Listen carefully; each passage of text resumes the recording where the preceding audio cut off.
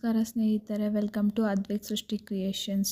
ನೀವೇನಾದರೂ ಈ ಚಾನಲ್ಗೆ ಹೊಸಬ್ರಾಗಿದ್ದರೆ ದಯವಿಟ್ಟು ಸಬ್ಸ್ಕ್ರೈಬ್ ಮಾಡಿಕೊಂಡು ಈ ವಿಡಿಯೋಸ್ನ ನೋಡಿ. ಹಾಗೆ ನಿಮಗೇನಾದರೂ ಈ ವಿಡಿಯೋ ಇಷ್ಟ ಆದರೆ ಲೈಕ್ ಮಾಡಿ, ಶೇರ್ ಮಾಡಿ, ಹಾಗೆ ಕಮೆಂಟ್ ಮಾಡೋದನ್ನು ಮರಿಬೇಡಿ. ಇವತ್ತಿನ ವಿಡಿಯೋ ನಿಮ್ಗೆ ಹೇಗೆ ಅನ್ನಿಸ್ತು ಅಂತ ಕಮೆಂಟ್ ಮಾಡೋದನ್ನು ಮರಿಬೇಡಿ. ನಾವು ಇವಾಗ ಇವತ್ತಿನ ಟಾಪಿಕ್ ಬಗ್ಗೆ ಮಾತಾಡೋಣ. ಇವತ್ತಿನ ಟಾಪಿಕ್ ಏನಂದರೆ ಪೋಸ್ಟ್ಪಾರ್ಟಮ್ ಡಿಪ್ರೆಷನ್, ಅಂದರೆ ಹೆರಿಗೆ ನಂತರ ಆಗೋ ಖಿನ್ನತೆ ಬಗ್ಗೆ ಮಾತಾಡೋಣ. ಮಗು ಹುಟ್ಟಿದ ಮೇಲೆ ಜೀವನ ಸಂಪೂರ್ಣ ಸಂತೋಷವಾಗಿರಬೇಕು ಅಂತ ಎಲ್ಲರೂ ಅನ್ಕೋತೀವಿ. ಆದರೆ ಕೆಲವು ತಾಯಂದಿರು ಕಾರಣವಿಲ್ಲದೆ ಅಳ್ತಾರೆ. ಮಗುನ ಪ್ರೀತಿಸ್ತಿದ್ರು ಅದ್ರ ಜೊತೆ ಇರಲು ಕಷ್ಟವಾಗುತ್ತೆ. ಯಾವಾಗಲೂ ಆಯಾಸ, ಭಯ, ಖಿನ್ನತೆ ಹೆಚ್ಚಿರುತ್ತೆ ಇವರಲ್ಲಿ.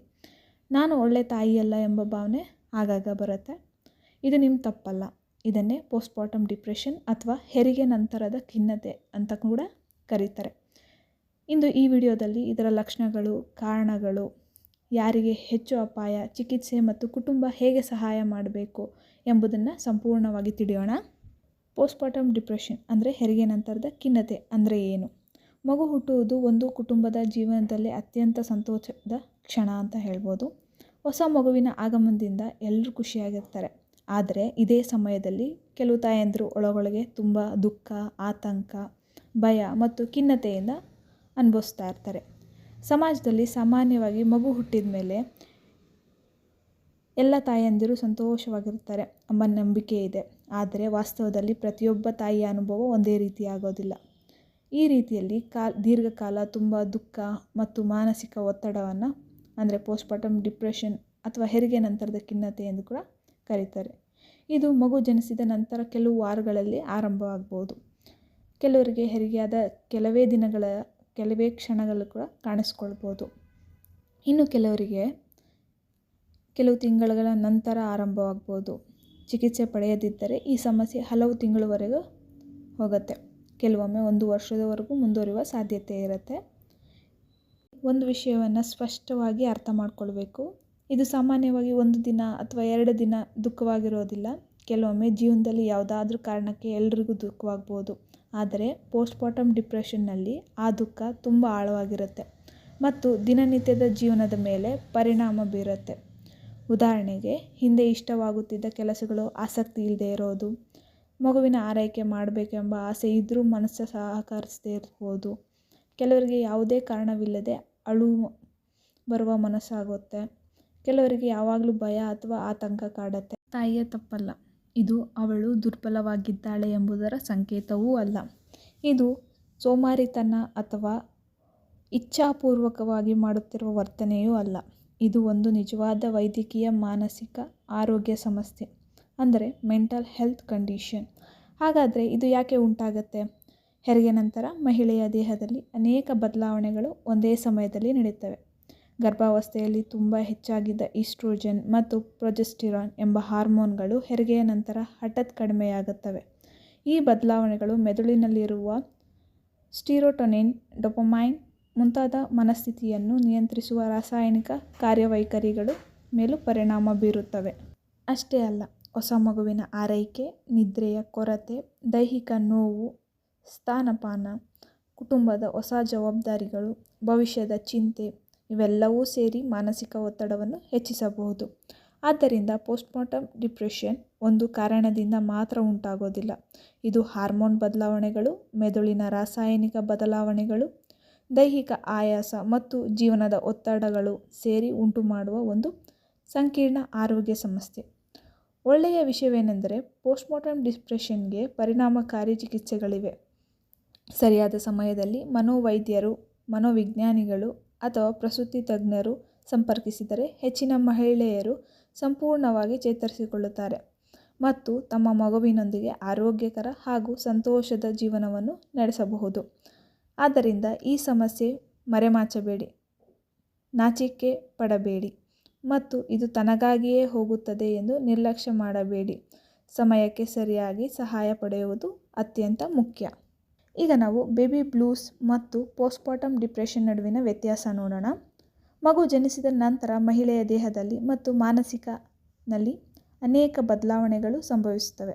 ಈ ಸಮಯದಲ್ಲಿ 2 ಪದಗಳನ್ನು ನಾವು ಹೆಚ್ಚಾಗಿ ಕೇಳುತ್ತೇವೆ: ಬೇಬಿ ಬ್ಲೂಸ್ ಮತ್ತು ಪೋಸ್ಟ್ಪಾರ್ಟಮ್ ಡಿಪ್ರೆಷನ್. ಇವೆರಡರಲ್ಲೂ ಒಂದೇ ಅಲ್ಲ.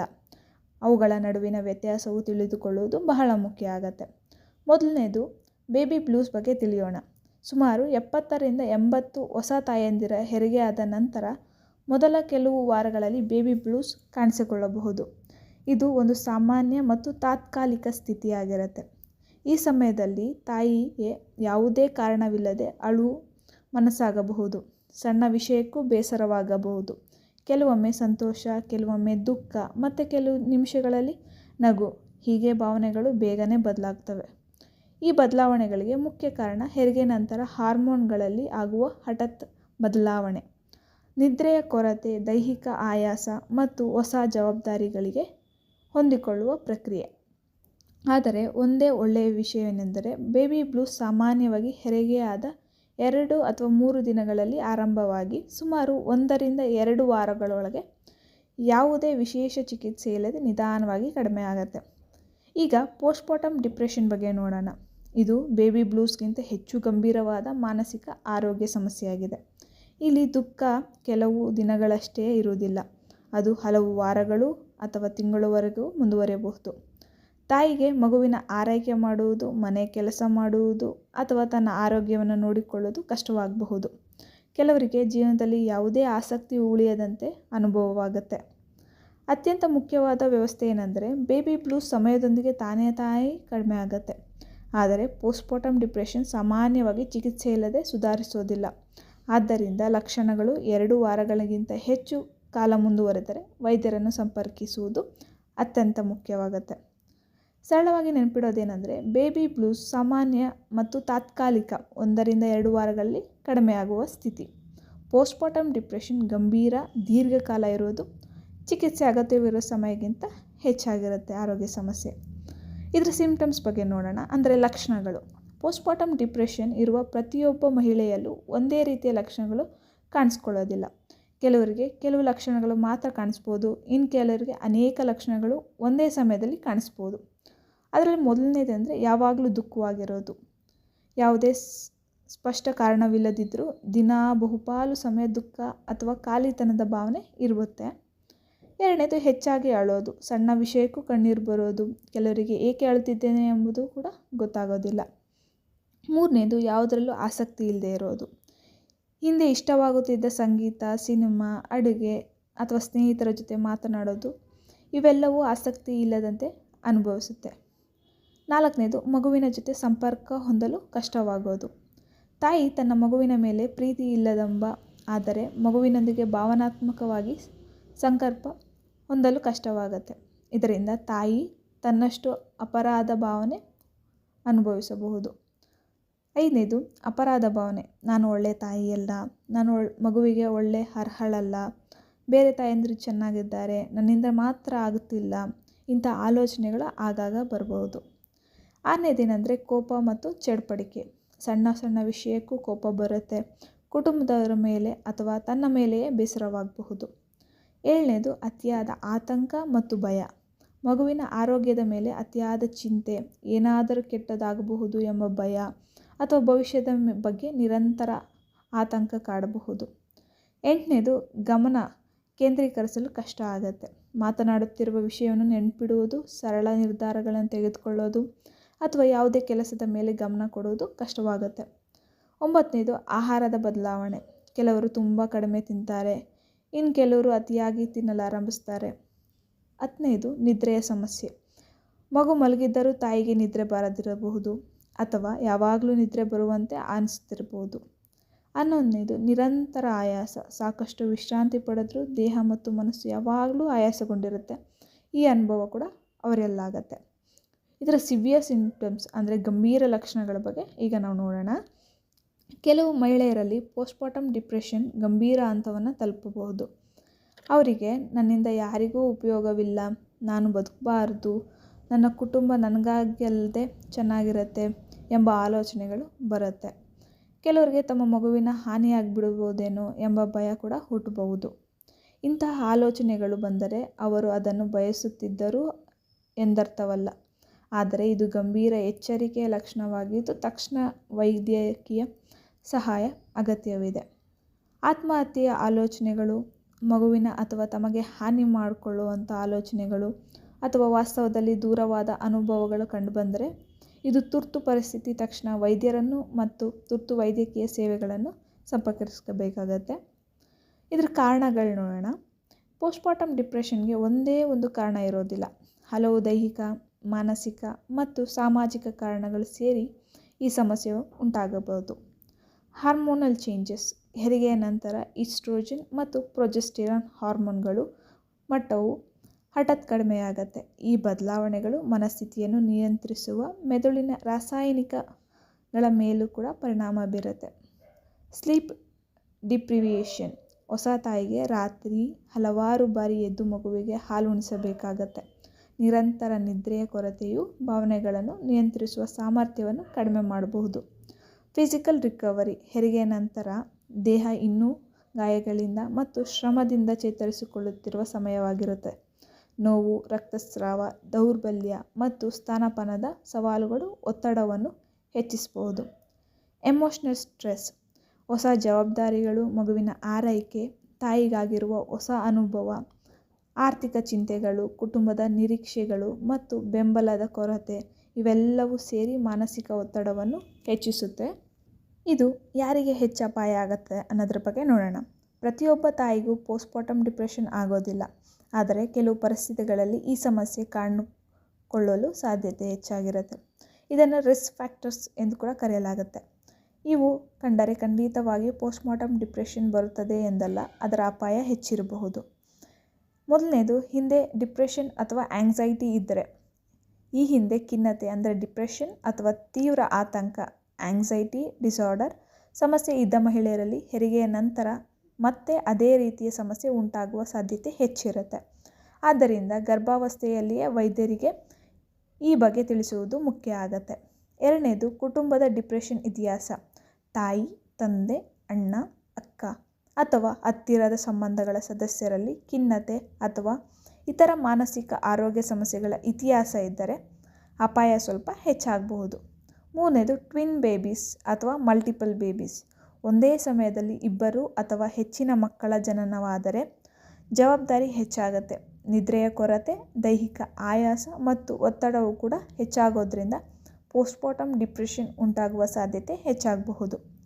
ನಾಲ್ಕನೇದು, ಪ್ರಿಮೆಚ್ಯೂರ್ ಬೇಬಿ. ಮಗು ಸಮಯಕ್ಕಿಂತ ಮೊದಲೇ ಜನಿಸಿದರೆ ಅಥವಾ NICUನಲ್ಲಿ ಚಿಕಿತ್ಸೆ ಪಡೆಯಬೇಕಾದ ಪರಿಸ್ಥಿತಿ ಬಂದರೆ ತಾಯಿಗೆ ಮಗುವಿಗೆ ಆರೋಗ್ಯದ ಬಗ್ಗೆ ಹೆಚ್ಚು ಆತಂಕ ಉಂಟಾಗಬಹುದು. ಐದನೇದು, ಫಿನಾನ್ಷಿಯಲ್ ಸ್ಟ್ರೆಸ್. ಆರ್ಥಿಕ ಸಮಸ್ಯೆಗಳು, ಆಸ್ಪತ್ರೆಯ ವೆಚ್ಚ, ಮಗುವಿನ ಭವಿಷ್ಯದ ಬಗ್ಗೆ ಚಿಂತೆ ಮತ್ತು ಕುಟುಂಬದ ಜವಾಬ್ದಾರಿಗಳು ಮಾನಸಿಕ ಒತ್ತಡವನ್ನು ಹೆಚ್ಚಿಸುತ್ತೆ. ಆರನೇದು, ರಿಲೇಷನ್ಶಿಪ್ ಪ್ರಾಬ್ಲಮ್ಸ್. ಗಂಡ ಹೆಂಡತಿಯ ನಡುವೆ ಭಿನ್ನಾಭಿಪ್ರಾಯಗಳು, ಕುಟುಂಬದ ಕಲಹಗಳು ಅಥವಾ ಬೆಂಬಲದ ಕೊರತೆ ತಾಯಿಯ ಮನಸ್ಥಿತಿಯ ಮೇಲೆ ಪರಿಣಾಮ ಬೀರುತ್ತೆ. ಏಳನೇದು, ಕಡಿಮೆ ಕುಟುಂಬ ಬೆಂಬಲ. ಹೊಸ ತಾಯಿಗೆ ವಿಶ್ರಾಂತಿ, ಪ್ರೋತ್ಸಾಹ ಮತ್ತು ಸಹಾಯದ ಅತ್ಯಗತ್ಯ ಇರುತ್ತೆ. ಈ ಬೆಂಬಲ ಸಿಗದಿದ್ದರೆ ಒತ್ತಡ ಹೆಚ್ಚಾಗಬಹುದು. ಎಂಟನೇದು, ಕಾಂಪ್ಲಿಕೇಟೆಡ್ ಪ್ರೆಗ್ನೆನ್ಸಿ. ಗರ್ಭಾವಸ್ಥೆಯಲ್ಲಿ ಅಧಿಕ ರಕ್ತದೊತ್ತಡ, ಗರ್ಭಾವಸ್ಥೆಯ ಮಧುಮೇಹ ಅಥವಾ ಇತರ ಆರೋಗ್ಯ ಸಮಸ್ಯೆಗಳು ಇದ್ದರೆ ಹೆರಿಗೆಯ ನಂತರವೂ ಮಾನಸಿಕ ಒತ್ತಡ ಹೆಚ್ಚಾಗಬಹುದು. Difficulty delivery. ಹೆರಿಗೆ ತುಂಬ ಕಷ್ಟವಾಗಿದ್ದರೆ, ಹೆಚ್ಚಿನ ರಕ್ತಸ್ರಾವ, ಶಸ್ತ್ರಚಿಕಿತ್ಸೆ ಅಥವಾ ದೈಹಿಕ ತೊಂದರೆಗಳು ಇದ್ದರೆ ಚೇತರಿಸಿಕೊಳ್ಳಲು ಹೆಚ್ಚು ಸಮಯ ಬೇಕಾಗಬಹುದು. ಇದು ಮನಸ್ಸಿನ ಮೇಲೂ ಪರಿಣಾಮ ಬೀರಬಹುದು. ಈ ರಿಸ್ಕ್ ಫ್ಯಾಕ್ಟರ್ ಇದ್ದರೂ ಅನೇಕ ಮಹಿಳೆಯರು ಸಂಪೂರ್ಣ ಆರೋಗ್ಯವಾಗಿರುತ್ತಾರೆ. ಆದ್ದರಿಂದ ಇವುಗಳನ್ನು ಭಯಪಡಿಸುವ ವಿಷಯವಾಗಿ ಅಲ್ಲ, ಮುನ್ನೆಚ್ಚರಿಕೆ ವಹಿಸುವ ಮಾಹಿತಿಯಾಗಿ ನೋಡಬೇಕು. ರೋಗ ನಿರ್ಣಯ ಅಂದರೆ ಡಯಾಗ್ನೋಸಿಸ್. ಪೋಸ್ಟ್ಮಾರ್ಟಮ್ ಡಿಪ್ರೆಷನನ್ನು ಒಂದು ರಕ್ತ ಪರೀಕ್ಷೆಯಿಂದ ಕಂಡುಹಿಡಿಯಲು ಸಾಧ್ಯವಿಲ್ಲ. ವೈದ್ಯರು ಮೊದಲು ತಾಯಿಯ ಅನುಭವ, ಭಾವನೆಗಳು ಮತ್ತು ಲಕ್ಷಣಗಳ ಬಗ್ಗೆ ವಿವರವಾಗಿ ಮಾತನಾಡುತ್ತಾರೆ. ಅವರು ಈ ರೀತಿಯ ಪ್ರಶ್ನೆಗಳನ್ನು ಕೇಳಬಹುದು. ನಿಮಗೆ ಯಾವಾಗಲಾದರೂ ದುಃಖವಾಗುತ್ತಿದೆಯೇ? ನಿದ್ರೆ ಹೇಗಿದೆ? ಆಹಾರ ಸೇವನೆ ಬದಲಾಗಿಯೇ? ಮಗುವಿನೊಂದಿಗೆ ಬಾಂಧವ್ಯ ಬೆಳೆಸುವುದು ಕಷ್ಟವಾಗುತ್ತಿದೆಯೇ? ನಿಮಗೆ ನಿಮ್ಮ ಬಗ್ಗೆ ಅಥವಾ ಬದುಕಿನ ಬಗ್ಗೆ ನಿರಾಶೆಯ ಭಾವನೆ ಇದೆಯೇ? ಕೆಲವೊಮ್ಮೆ ವೈದ್ಯರು ಪೋಸ್ಟ್ಮಾರ್ಟಮ್ ಡಿಪ್ರೆಷನ್ ಸ್ಕೇಲ್ EDPS ಎಂಬಂತಹ ಪ್ರಶ್ನಾವಳಿಯನ್ನು ಬಳಸಬಹುದು. ಇದು ರೋಗ ನಿರ್ಣಯಕ್ಕೆ ಸಹಾಯ ಮಾಡುವ ಒಂದು ಸ್ಕ್ರೀನಿಂಗ್ ಸಾಧನ ಮಾತ್ರ. ಅಂತಿಮ ನಿರ್ಣಯವನ್ನು ವೈದ್ಯರು ಎಲ್ಲ ಮಾಹಿತಿಯನ್ನು ಪರಿಶೀಲಿಸಿ ಮಾಡುತ್ತಾರೆ. ಅಗತ್ಯವಿದ್ದರೆ ಥೈರಾಯ್ಡ್ ಸಮಸ್ಯೆ, ರಕ್ತಹೀನತೆ ಅಥವಾ ಇತರ ದೈಹಿಕ ಆರೋಗ್ಯ ಸಮಸ್ಯೆಗಳಿವೆ ಎಂದು ತಿಳಿಯಲು ರಕ್ತ ಪರೀಕ್ಷೆಗಳನ್ನು ಕೂಡ ಮಾಡಬಹುದು. ಸರಿಯಾದ ರೋಗ ನಿರ್ಣಯವಾದಷ್ಟು ಬೇಗ ಚಿಕಿತ್ಸೆ ಆರಂಭಿಸಿದರೆ ಚೇತರಿಕೆಯು ಉತ್ತಮವಾಗಿರುತ್ತೆ. ಈಗ ನಾವು ಚಿಕಿತ್ಸೆ ಬಗ್ಗೆ ನೋಡೋಣ. ಅಂದರೆ ಟ್ರೀಟ್ಮೆಂಟ್. ಪೋಸ್ಟ್ಮಾರ್ಟಮ್ ಡಿಪ್ರೆಷನ್ಗೆ ಪರಿಣಾಮಕಾರಿ ಚಿಕಿತ್ಸೆಗಳಿವೆ. ಹೆಚ್ಚಿನ ಮಹಿಳೆಯರು ಸರಿಯಾದ ಚಿಕಿತ್ಸೆಯಿಂದ ಸಂಪೂರ್ಣವಾಗಿ ಚೇತರಿಸಿಕೊಳ್ಳುತ್ತಾರೆ. ಮೊದಲನೇದೇನೆಂದರೆ ಕೌನ್ಸಿಲಿಂಗ್. ಮೊದಲ ಹಂತದಲ್ಲಿ ಮನೋವಿಜ್ಞಾನಿ ಅಥವಾ ತರಬೇತಿ ಪಡೆದ ಕೌನ್ಸಿಲರ್ ಜೊತೆಗೆ ಮಾತನಾಡುವುದು ಬಹಳ ಸಹಾಯಕವಾಗಿರುತ್ತದೆ. ತಮ್ಮ ಭಾವನೆಗಳನ್ನು ಮುಕ್ತವಾಗಿ ಹಂಚಿಕೊಳ್ಳುವುದರಿಂದ ಒತ್ತಡ ಕಡಿಮೆಯಾಗಬಹುದು ಮತ್ತು ಸಮಸ್ಯೆಗಳನ್ನು ನಿಭಾಯಿಸುವ ಹೊಸ ಮಾರ್ಗಗಳನ್ನು ಕಲಿಯಬಹುದು. ಎರಡನೇದು CBT ಅಂದರೆ ಕಾಗ್ನಿಟಿವ್ ಬಿಹೇವಿಯರಲ್ ಥೆರಪಿ. CBT ಎಂಬುದು ವೈಜ್ಞಾನಿಕವಾಗಿ ಪರಿಣಾಮಕಾರಿ ಎಂದು ಸಾಬೀತು ಆಗಿದೆ ಮಾನಸಿಕ ಚಿಕಿತ್ಸೆಯಾಗಿದೆ. ಇದರಲ್ಲಿ ನಕಾರಾತ್ಮಕ ಆಲೋಚನೆಗಳನ್ನು ಗುರುತಿಸಿ ಅವುಗಳನ್ನು ಹೆಚ್ಚು ಸಮತೋಲನದ ಮತ್ತು ವಾಸ್ತವಿಕ ಆಲೋಚನೆಗಳಿಗಾಗಿ ಬದಲಾಯಿಸಲು ಸಹಾಯ ಮಾಡಲಾಗುತ್ತೆ. ಮೂರನೇದು ಮೆಡಿಸಿನ್. ಲಕ್ಷಣಗಳು ಮಧ್ಯಮ ಅಥವಾ ತೀವ್ರವಾಗಿದ್ದರೆ ವೈದ್ಯರು ಆ್ಯಂಟಿ ಡಿಪ್ರೆಸೆಂಟ್ ಔಷಧಿಗಳನ್ನು ಸೂಚಿಸಬಹುದು. ವೈದ್ಯರ ಸಲಹೆ ಇಲ್ಲದೆ ಯಾವುದೇ ಔಷಧಿಗಳನ್ನು ಆರಂಭಿಸಬಾರದು ಅಥವಾ ಹಠಾತ್ ನಿಲ್ಲಿಸಬಾರದು. ಸ್ತನ್ಯಪಾನ ಮಾಡುವವರಿಗೆ ತಾಯಂದಿರಿಗೆ ಸುರಕ್ಷಿತವಾಗಿರುವ ಔಷಧಿಗಳನ್ನು ಆಯ್ಕೆ ಮಾಡುವ ಬಗ್ಗೆ ವೈದ್ಯರು ಲಾಭ ಅಪಾಯಗಳನ್ನು ಪರಿಗಣಿಸಿ ಸೂಕ್ತ ನಿರ್ಧಾರ ತೆಗೆದುಕೊಳ್ಳುತ್ತಾರೆ. ಕೆಲವರಿಗೆ ಕೌನ್ಸಿಲಿಂಗ್ ಸಾಕಾಗಬಹುದು. ಕೆಲವರಿಗೆ ಕೌನ್ಸಿಲಿಂಗ್ ಮತ್ತು ಔಷಧಿಗಳ ಸಂಯೋಜನೆ ಉತ್ತಮ ಫಲಿತಾಂಶ ನೀಡಬಹುದು. Recovery tips. ಬೇಗ ಚೇತರಿಸಿಕೊಳ್ಳಲು ಸಲಹೆಗಳನ್ನು ಕೊಡ್ತಾರೆ. ಚಿಕಿತ್ಸೆಯ ಜೊತೆಗೆ ಕೆಲವು ಸರಳ ಅಭ್ಯಾಸಗಳು ಚೇತರಿಕೆಗೆ ಸಹಾಯ ಮಾಡಬಹುದು. ಸಾಕಷ್ಟು ನಿದ್ರೆ ಪಡೆಯಲು ಪ್ರಯತ್ನಿಸಿದರೆ, ಮಗು ಮಲಗಿದ್ದಾಗ ಸಾಧ್ಯವಾದರೆ ನೀವು ವಿಶ್ರಾಂತಿ ಪಡೆಯಿರಿ. ನಂತರ ನಿದ್ರೆಯ ಕೊರತೆಯು ಖಿನ್ನತೆಯನ್ನು ಹೆಚ್ಚಿಸಬಹುದು. ಸಹಾಯ ಕೇಳಲು ಹಿಂಜರಿಯಬೇಡಿ. ಕುಟುಂಬದವರನ್ನು ಅಥವಾ ಸ್ನೇಹಿತರಿಂದ ಸಹಾಯ ಕೇಳುವುದು ದುರ್ಬಲತೆ ಅಲ್ಲ, ಅದು ನಿಮ್ಮ ಆರೋಗ್ಯದ ಬಗ್ಗೆ ಕಾಳಜಿ ವಹಿಸುವ ಒಂದು ಉತ್ತಮ ನಿರ್ಧಾರ. ಪೌಷ್ಟಿಕ ಆಹಾರ ಸೇವಿಸಿ. ಹಣ್ಣುಗಳು, ತರಕಾರಿಗಳು, ಧಾನ್ಯಗಳು, ಪ್ರೋಟೀನ್ ಮತ್ತು ಸಾಕಷ್ಟು ನೀರು ದೇಹ ಮತ್ತು ಮೆದುಳಿನ ಆರೋಗ್ಯಕ್ಕೆ ಮುಖ್ಯ. ಲಘು ವ್ಯಾಯಾಮ. ವೈದ್ಯರ ಸಲಹೆಯಂತೆ ಸ್ವಲ್ಪ ನಡೆದು ಬರುವುದು ಅಥವಾ ಸೌಮ್ಯ ವ್ಯಾಯಾಮ ಮಾಡುವುದು ಮನಸ್ಥಿತಿಯನ್ನು ಉತ್ತಮಗೊಳಿಸಲು ಸಹಾಯ ಮಾಡಬಹುದು. ನಿಮ್ಮ ಭಾವನೆಗಳನ್ನು ಹಂಚಿಕೊಳ್ಳೋದು. ಮನಸ್ಸಿನಲ್ಲಿರುವ ದುಃಖವನ್ನು ಒಬ್ಬರೇ ಹೊತ್ತುಕೊಳ್ಳಬೇಡಿ. ನಂಬಿಕೆ ಇರುವ ವ್ಯಕ್ತಿಯೊಂದಿಗೆ ಅಥವಾ ಆರೋಗ್ಯ ತಜ್ಞರೊಂದಿಗೆ ಮಾತನಾಡಿ. ನಿಮ್ಮನ್ನು ನೀವು ದೂಷಿಸಿಕೊಳ್ಳಬೇಡಿ. ನೀವು ಪರಿಪೂರ್ಣ ತಾಯಿಯಾಗಿರಬೇಕೆಂಬ ಅಗತ್ಯವಿಲ್ಲ. ಸಹಾಯ ಕೇಳುವುದು ಮತ್ತು ವಿಶ್ರಾಂತಿ ಪಡೆಯುವುದು ಸಹ ಉತ್ತಮ ತಾಯಿಯ ಲಕ್ಷಣಗಳೇ. ಫ್ಯಾಮಿಲಿ ಸಪೋರ್ಟ್ ಅಂದರೆ ಕುಟುಂಬದ ಪಾತ್ರ. ಪೋಸ್ಟ್ಮಾರ್ಟಮ್ ಡಿಪ್ರೆಷನ್ನಿಂದ ಚೇತರಿಸಿಕೊಳ್ಳುವಲ್ಲಿ ಕುಟುಂಬದ ಬೆಂಬಲ ಅತ್ಯಂತ ಮುಖ್ಯ. ಗಂಡ, ತಂದೆ, ತಾಯಿ, ಅತ್ತೆ, ಮಾವ, ಅಜ್ಜಿ, ತಾತ ಮತ್ತು ಮನೆಯ ಇತರ ಸದಸ್ಯರು ತಾಯಿಗೆ ಮಾನಸಿಕ ಹಾಗೂ ದೈಹಿಕ ಬೆಂಬಲ ನೀಡಬೇಕು. ಅವಳನ್ನು ಟೀಕಿಸಬಾರದು. ನೀನು ಬಲವಾಗಿದ್ದರು ಎಂದು ಹೇಳುವುದಕ್ಕಿಂತ ನಾನು ನಿನ್ನ ಜೊತೆ ಇದ್ದೇವೆ ಎಂದು ಹೇಳಿ. ಅವಳ ಮಾತುಗಳನ್ನು ತಾಳ್ಮೆಯಿಂದ ಕೇಳಿ. ಮಗುವಿನ ಆರೈಕೆಯಲ್ಲಿ ಸಹಾಯ ಮಾಡಿ. ಮನೆಯ ಕೆಲಸಗಳನ್ನು ಹಂಚಿಕೊಳ್ಳಿ. ಅವಳಿಗೆ ವಿಶ್ರಾಂತಿ ಪಡೆಯಲು ಸಮಯ ಕೊಡಿ. ವೈದ್ಯರನ್ನು ಅಥವಾ ಮನೋವೈದ್ಯರನ್ನು ಭೇಟಿಯಾಗಲು ಪ್ರೋತ್ಸಾಹಿಸಿ. ಒಂದು ಪ್ರೀತಿಯ ಮಾತು, ಒಂದು ಸಣ್ಣ ಸಹಾಯ ಮತ್ತು ಅರ್ಥ ಮಾಡಿಕೊಳ್ಳುವ ಮನೋಭಾವ ಇವು ತಾಯಿಯ ಚೇತರಿಕೆಯಲ್ಲಿ ದೊಡ್ಡ ಬದಲಾವಣೆಗಳನ್ನು ತರಬಹುದು. ಇಂದಿನದಿಂದ ನೀವು ಒಂದು ವಿಷಯವನ್ನು ನೆನಪಿಟ್ಟುಕೊಳ್ಳಿ. ಪೋಸ್ಟ್ಪಾರ್ಟಮ್ ಡಿಪ್ರೆಷನ್ ಎಂದರೆ ದುರ್ಬಲತೆ ಅಲ್ಲ, ಇದು ಚಿಕಿತ್ಸೆ ಪಡೆಯಬಹುದಾದ ಒಂದು ನಿಜವಾದ ಆರೋಗ್ಯ ಸಮಸ್ಯೆ. ಸರಿಯಾದ ಸಮಯದಲ್ಲಿ ಸಹಾಯ ಪಡೆದರೆ ಹೆಚ್ಚಿನ ತಾಯಂದಿರು ಸಂಪೂರ್ಣವಾಗಿ ಚೇತರಿಸಿಕೊಂಡು ತಮ್ಮ ಮಗುವಿನೊಂದಿಗೆ ಸಂತೋಷದ ಮತ್ತು ಆರೋಗ್ಯಕರ ಜೀವನವನ್ನು ನಡೆಸುತ್ತಾರೆ. ನಿಮಗೆ ಅಥವಾ ನಿಮ್ಮ ಕುಟುಂಬದ ಯಾರಿಗಾದರೂ ಈ ರೀತಿಯ ಲಕ್ಷಣಗಳು 2 ವಾರಕ್ಕಿಂತ ಹೆಚ್ಚು ಕಾಲ ಮುಂದುವರೆದಿದ್ದರೆ ಮನೋವೈದ್ಯರು, ಮನೋವಿಜ್ಞಾನಿಗಳು ಅಥವಾ ಪ್ರಸೂತಿ ತಜ್ಞರನ್ನು ಸಂಪರ್ಕಿಸಲು ಹಿಂಜರಿಯಬೇಡಿ. ಒಂದು ಮುಖ್ಯವಾದ ವಿಷಯ, ತಾಯಿಗೆ ತನ್ನನ್ನು ತಾನು ಅಥವಾ ಮಗುವಿನ ಹಾನಿ ಮಾಡಿಕೊಳ್ಳುವ ಆಲೋಚನೆಗಳು ಬಂದರೆ ಅಥವಾ ವಾಸ್ತವದಲ್ಲಿ ದೂರವಾದ ಅನುಭವಗಳು ಕಂಡುಬಂದರೆ ಅದನ್ನು ತುರ್ತು ವೈದ್ಯಕೀಯ ಪರಿಸ್ಥಿತಿಗಾಗಿ ಪರಿಗಣಿಸಿ. ತಕ್ಷಣ ತುರ್ತು ವೈದ್ಯಕೀಯ ಸೇವೆ ಪಡೆಯಬಹುದು. ಈ ವಿಡಿಯೋ ಆರೋಗ್ಯ ಜಾಗೃತಿಗಾಗಿ ಮಾತ್ರ. ಇದು ವೈದ್ಯಕೀಯ ಸಲಹೆ ಪರ್ಯಾಯವಾಗಲ್ಲ. ನಿಮ್ಮ ವೈಯಕ್ತಿಕ ಆರೋಗ್ಯ ಸಮಸ್ಯೆಗಳಿಗೆ ಯಾವಾಗಲೂ ಅರ್ಹ ವೈದ್ಯರನ್ನು ಸಂಪರ್ಕಿಸಬೇಕಾಗತ್ತೆ. ಈ ವಿಡಿಯೋ ಏನಾದರೂ ನಿಮಗೆ ಇಷ್ಟ ಆದರೆ ಲೈಕ್ ಮಾಡಿ, ಶೇರ್ ಮಾಡಿ, ಹಾಗೆ ಕಮೆಂಟ್ ಮಾಡೋದನ್ನು ಮರಿಬೇಡಿ. ಧನ್ಯವಾದಗಳು. Thank you for watching.